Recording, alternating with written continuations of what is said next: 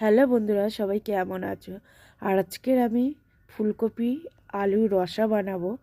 তা আজকে তো সবসময় আমার নিরামিষই থাকে, কিন্তু বাড়ির জন্য আমাকে আমিষ রান্না করতে হয়।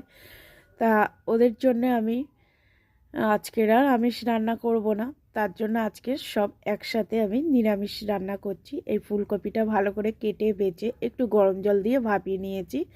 তারপরে ভালো করে ছাঁকা তেলে একটু ভেজে নিতে হবে, যাতে ফুলকপির গন্ধটা না থাকে।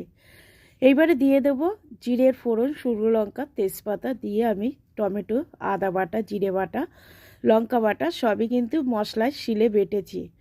তারপরে বাটা মশলার তরকারি দেখবেন ভালো লাগে, আর ভালো করে ফুলকপি আলু মশলার সাথে কষিয়ে নিতে হবে।